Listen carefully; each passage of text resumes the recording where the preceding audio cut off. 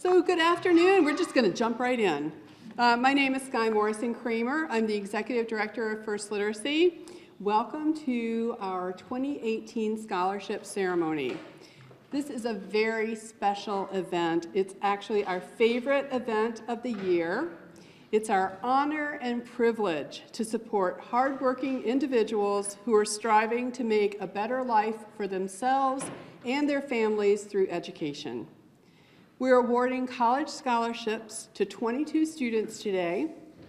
Sharing in their success are family members, teachers, and advisors, as well as First Literacy board members and friends. To the scholars, we are all so very proud of what you have accomplished and what you will accomplish in the future. We're happy that the Honorable Mayor Marty Walsh is once again hosting this event. Thank you, Mayor Walsh.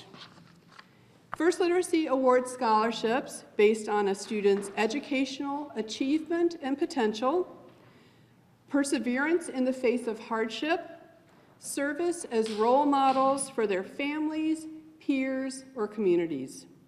Kind of a high bar, but one which these scholars have surpassed. Applicants for continuing scholarships must submit to us their transcripts so that we can see how well they did in school. I'm so pleased to report that the 10 continuing scholars have a combined GPA of 3.6. That's an amazing achievement.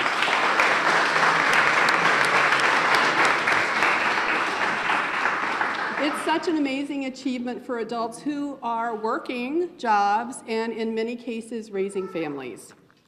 We're awarding 2 special scholarships in memory of individuals who've made a lasting difference to First Literacy and education in the city of Boston. The Mayor Thomas Menino Scholarship honors Mayor Menino's commitment to adult education in Boston. And the William Berman Scholarship recognizes former board member Mr. Berman's years of dedicated service to First Literacy and his love of learning throughout his life. Our scholarship program is supported by gifts from the Hamilton Company, Bank of New York Mellon, and Eaton Vance Management. As you can see from the program, Mayor Walsh will speak, followed by a scholar and Bunker Hill Community College graduate, Wilkin Genius. Wilkin will be starting Northeastern University in the fall. Thank you so much, and congratulations on your success. After Wilkin's remarks, First Literacy's Director of Programs, Lenore Bolero, will introduce each scholar. When your name is called, please come up, accept your certificate from Mayor Walsh, and you'll have a photograph taken with Mayor Walsh kind of in this general area. After the certificates are awarded, we'll pose for a large group shot. We'll move the podium, we'll move the chairs, and all the scholars can come up and have their pictures taken. And I know that there are teachers and advisors here, and you might want to have your picture taken with your student as well. So, at the end, you're invited for some refreshments. You saw them being laid out when you came in. So I'm now honored to introduce the Honorable Marty Walsh.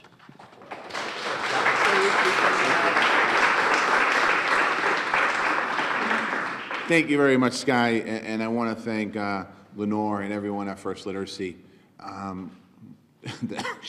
that made this happen. I want to thank Jeff Beal at Eaton Vance for your support. I also want to thank Barbara Hilly-Smith and everyone from the Northeastern and Bunker Hill Community Colleges. Congratulations to all of you, the 22 graduates who are here today. It's an exciting day in the city. You've earned the scholarship through your hard work. You're following your dreams, and you're an inspiration to me and to the people of the city of Boston, and also to your family. The thing that's amazing about all of you as graduates, many of you are raising your own children. Some of you are caring for your elderly parents. Some of you have overcome hardships and trauma, political violence, domestic abuse, illness, and substance use. Your persistence and dedication is remarkable. You've also proven it's never too late to get an education. And just real quickly about me, I graduated college when I was 40-something years old. I quit school when I should have been going to school. During that time, when I was younger, I just thought it was more important to make money. And it was one of the decisions that I regret, but I made sure that as a first-generation American, my parents are Irish, so I'm an immigrant, that I thought it was important for me to get my degree and not to quit school, so I kept going and going and going. In my own life, I'm in recovery. I'm a recovering alcoholic. So alcoholism is part of my story.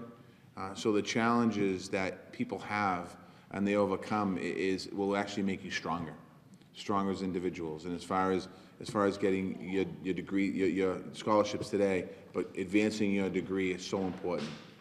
It's never stop. There's never a good reason to quit. There's an opportunity, even if you take 1 or 2 classes at a time, just continue to push down that road, because that's how I got my degree.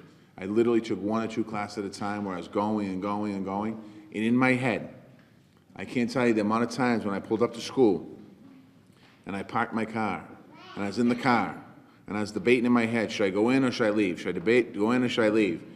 And I think I quit college probably about 3,000 times. But I didn't, and I continued to move forward.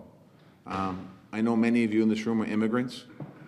Some of you are first generation, like I am. You are the proof in the story why America needs immigrants, why we should make life easier, not harder for immigrants in the city of Boston. Boston's immigrant population, 28% of the people that live in the city of Boston, 28% were born in another country. Your kids, you and your kids are the future to our city. And you know it's going to be a strong, resilient future as long as we continue to move forward. Your career goals are also a picture of our economy. Some of you are going to be teachers teaching young kids. Some of you are going to be nurses taking care of our elderly. Some of you are going to be family counselors helping families when they're in the most difficult times in their life to be able to sit down, explain, and walk through a situation. Some of you are going to be in physical therapy, getting people back. Some of you are going to go into medical technology, cooking, accounting, arts and science and technology. Maybe even building. I see a District Council 35 person here, painter. Are you in the union? Yeah. That's good. So in the trades, building our buildings. I see that. You're going to be helping people regardless of what you do in your career. You're going to be healing people. You're going to be inspiring people for many years to come. You're also going to be helping your family and helping you raise a family and understanding those of you that are first generation in this room today. Your parents that came before you, most of them grew up in very difficult situations where they were poor, they didn't have anything. And a lot of people came to this country to send money back home. So first generation people understand the importance of making sure that you carry on your family's legacy by getting that degree.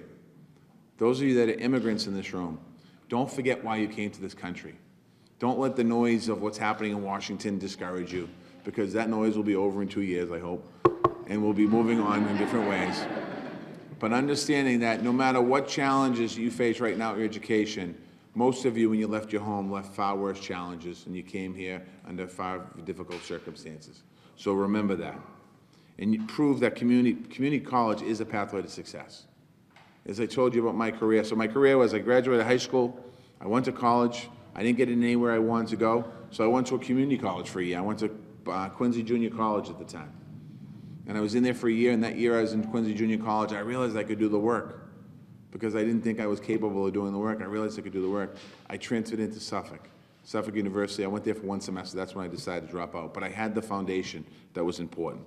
So I just want to thank everyone, thank all the scholars. You should be proud of yourself today. This is an exciting, proud moment. It's a sense of accomplishment. And you're on your journey, so just remember this feeling. So when you go into class next semester and you're like, I don't want to do this anymore, think about the feeling you had today. Think about that happy feeling, because you're happy today.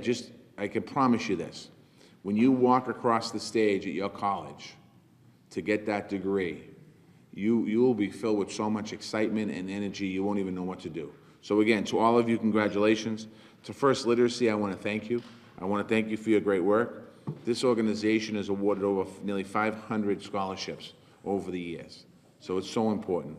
I'm proud to be part of it, and I'm proud to, God bless you, and I'm proud to meet all the incredible scholars that are here, and I wish you all the best. And I just want you to know that you'll always have a friend and a supporter and somebody cheering you on in me. So thank you.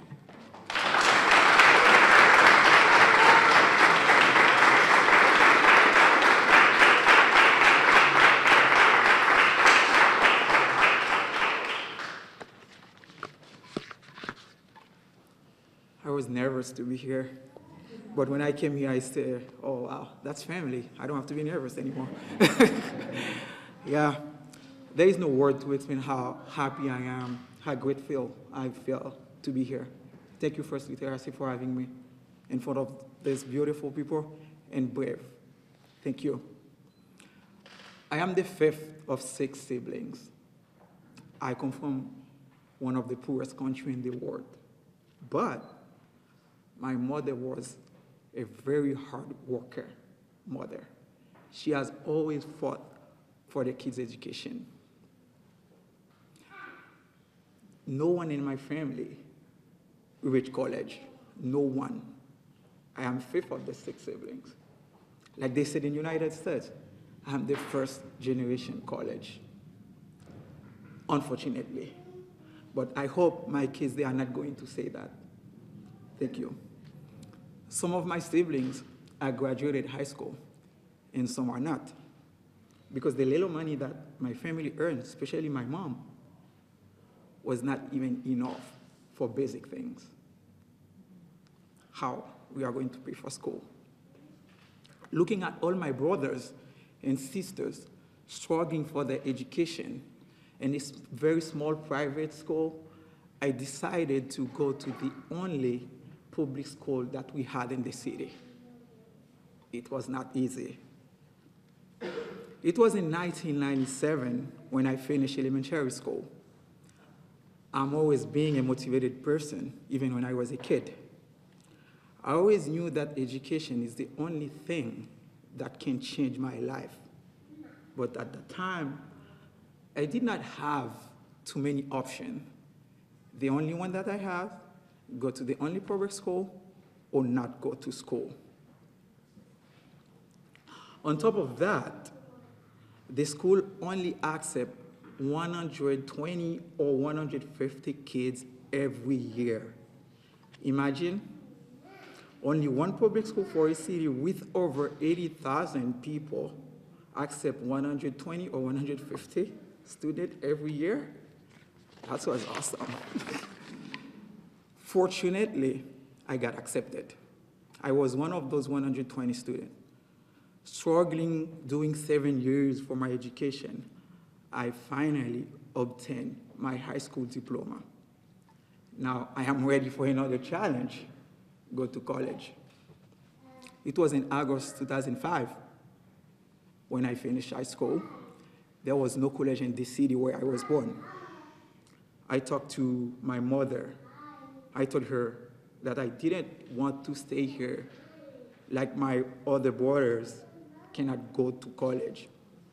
She asked me if I had a plan, because she didn't know anything. She didn't know how to read, and right now I'm talking about her go to college. That's me. I'm the only one who could have a plan, because she didn't know nothing. And I said to her, I'm going to Port-au-Prince, because Port-au-Prince is the only place in Haiti where they have college, or the only public school there. I decided to move to Port-au-Prince without any plan on how I'm going to college. I said, when I get there, I figure it out. When I get there in September, I graduated high school in August, and I get there in September. I could not apply for the public school, the public university, the only one we have in Haiti, because I came after the deadline date. I went to a private university, but I didn't have money to pay. I worked for 6 months, saved that money, used that money to pay the next semester. What I did, I worked at the campus, taking care of the soccer field, flowers. I did everything. And I registered, I admitted at the school, but I'm not registered for classes. I'm just working and save that money, use that money to pay for the next semester. When I registered for the next semester, I can pay only for 3 classes, still studying, still working. Things were getting harder and harder. It became impossible for me to keep studying. Being a student in Haiti at that period was very rough. My life was in danger. Some crazy stories were happening where I had to leave the country to save my life. I moved to Mexico in 2008 with a group of friends to start a new life and find an opportunity for a better education, which has always been my goal. While living in Mexico, another strong, sad story happened and forced me to come here to the US. At the beginning, my life was not easy in the US. I didn't speak English. I didn't have anybody to help me out. I could not even go out. First, I didn't know where to go, and it was freezing outside, a lot of snow. In the house where I was living, there was another Haitian guy who talked to me about an organization that helps immigrants with job training, application for work permit, and to get a job. They did a great job. JVS, you did a great job. I can't forget you.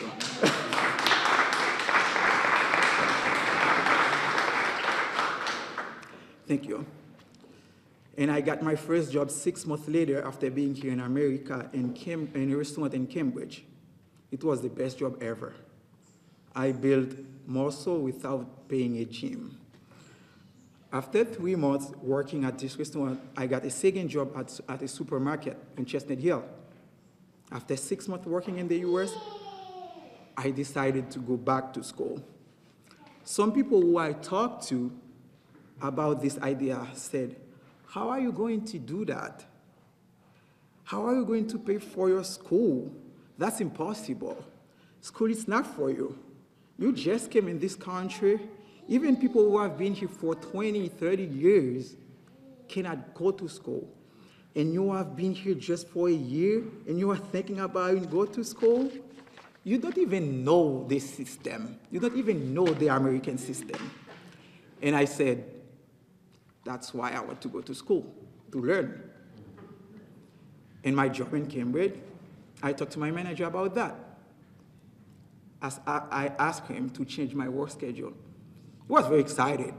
He was very, very excited to hear that I'm going to school. I don't know why American people are so excited, happy to see people in school. I think that's why you are here, guys, because First Literacy wants to see you in school. I went to a Bridge to College program for another 6 months at JVS. That's where the magic happened. And I got admitted at Bunker Hill Community College. Now the big question comes, how I'm going to school? How I'm going to pay? Sharon, you are here, you remember the story. A lot of things happened. I got mad, a lot of things happened. And I'm a father of 2 kids. At that time, they were 3 years and 1 year old. Based on my immigration status, I was not eligible for financial aid for anything. But, as the name says, First Literacy was the first to step up with me and to assess me economically to go to college in the US. To me, that was life-changing and surprising. Someone who doesn't know me and doesn't expect anything in return from me wants to pay for my school? I have never seen something like that. People at First Literacy were eager to help me. And you were part of it, Greg. Imagine 2 years ago, how was my English? Even now, after 2 years college, my English is still bad.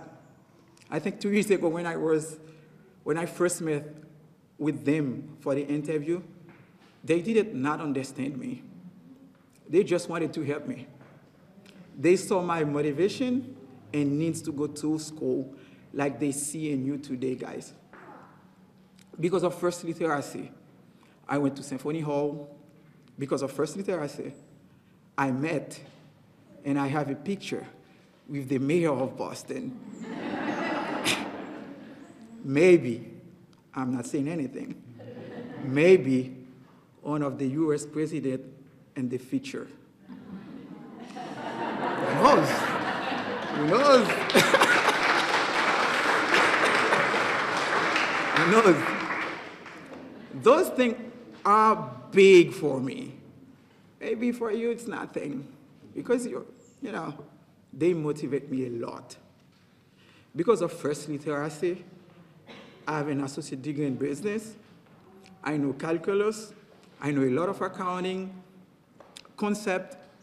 I have computer skills. I have a lot of things. And today I'm proud to say that I'm a student at one of the prestigious universities in the world, Northeastern University, where I'm going to continue for a Bachelor of Science in Finance and Accounting Management. Like Earl Nightingale says, we become what we think about. If we think big, we are going to accomplish big things. You need to have goals, make plans to achieve those goals. Every single day, you must do something about it. Take a step forward every day. To achieve those goals, you need to apply self-discipline and consistency. Sometime when I was at Bunker Hill, I slept 3 hours, 4 hours. I was working, just got out from work at 2 a.m., homework. I finished at 6 a.m. My wife said, it's time to go to bed. I have homework to do. Nobody will forgive you. Nobody will forgive you. At Bunker Hill, it's a nice school, it's easy, if you wanted to make it easy. The teacher don't understand if you don't speak English. They don't care about that. Yeah, don't waste your time. Successful people have 24 hours, and we do too. If someone like me can do it, you can do it better than me. People will always tell you it's impossible. Remember what Nelson Mandela said, everything is always impossible until someone does it. Today, you are the first ones who are going to do it. Today, you have the pen in your hand, write your story. Thank you so much.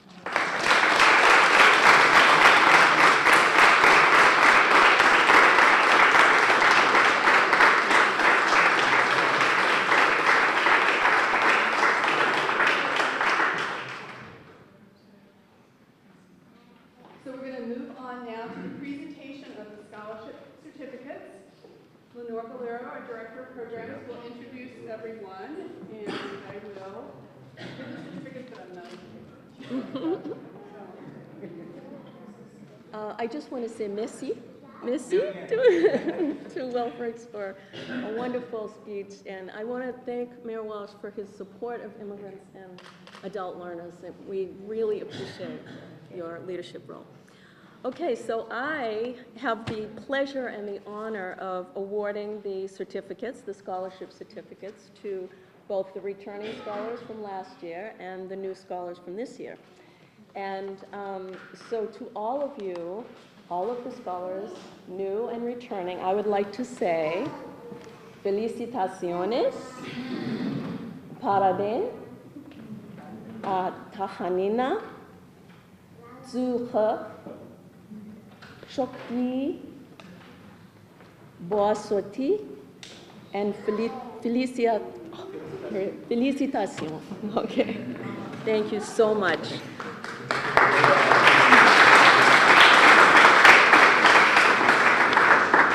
All right, you can all correct me later. Okay, we're going to start with the new scholars from this year. And the first person is Jocelyn Eling.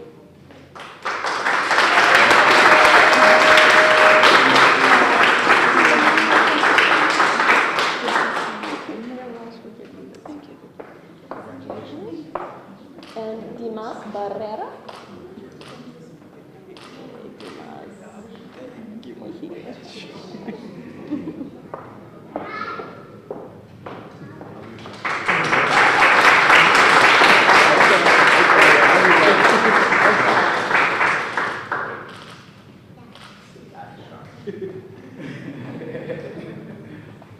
Adriana Echeverria.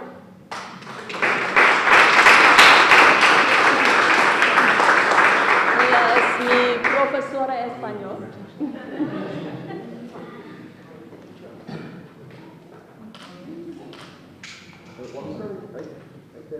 Oh, yes.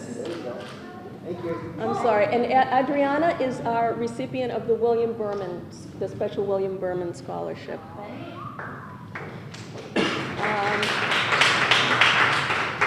Marie Dumas-Joseph.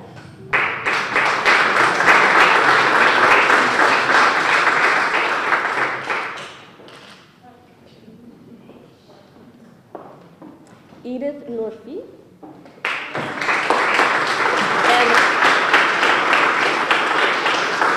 And we are proud to announce that Edith is the recipient of the Mayor Menino Scholarship.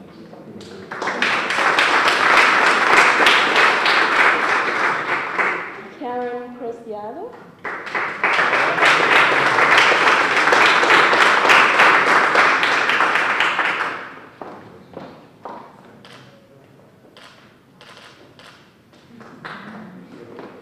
Alex Santos.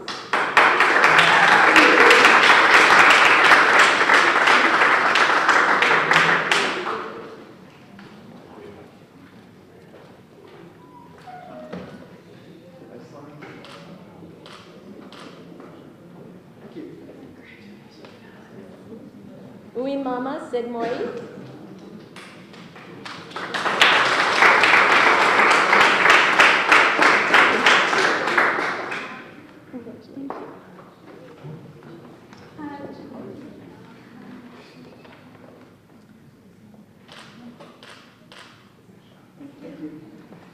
Jennifer Orego.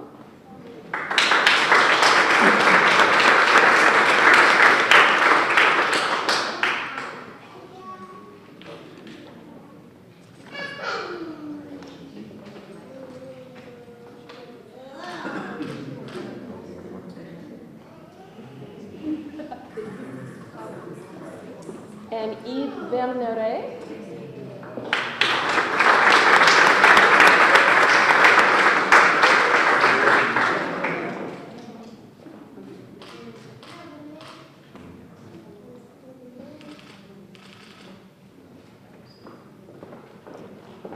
Thank you, all new scholars. And now our continuing scholars, Dora Achenel.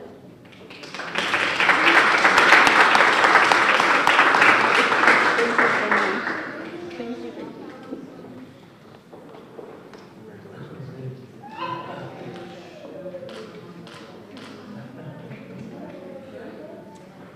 Kamala Arisma Aman.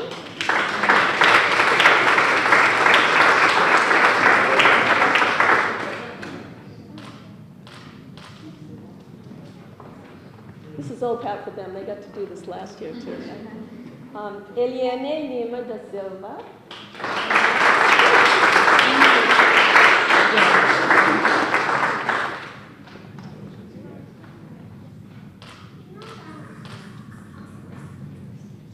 Sharita Dawson.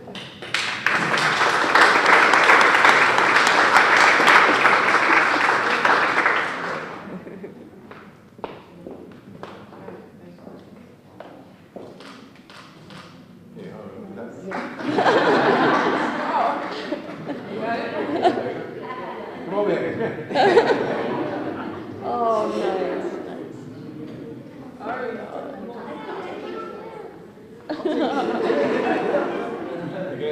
In front of me. Everybody smile, will you?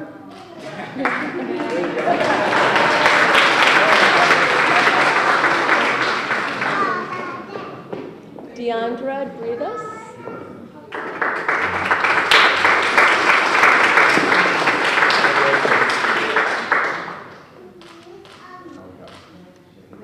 Good, I got it.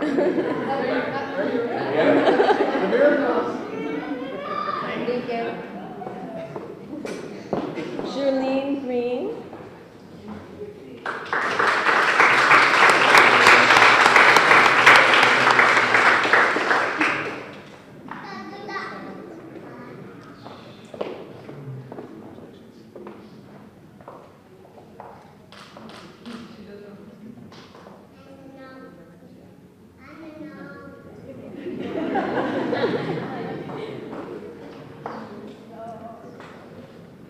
Marie Regine Paul.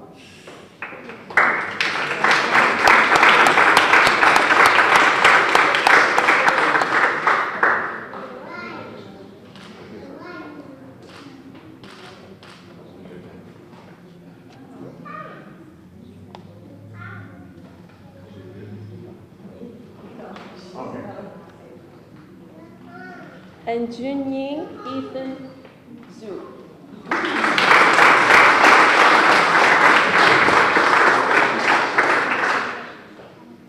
Russia. I'm sorry, I skipped somebody.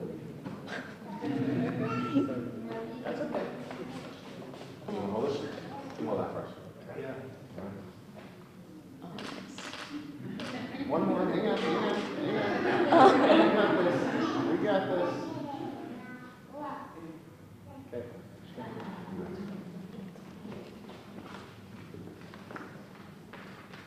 And Rasha Habis Obiat.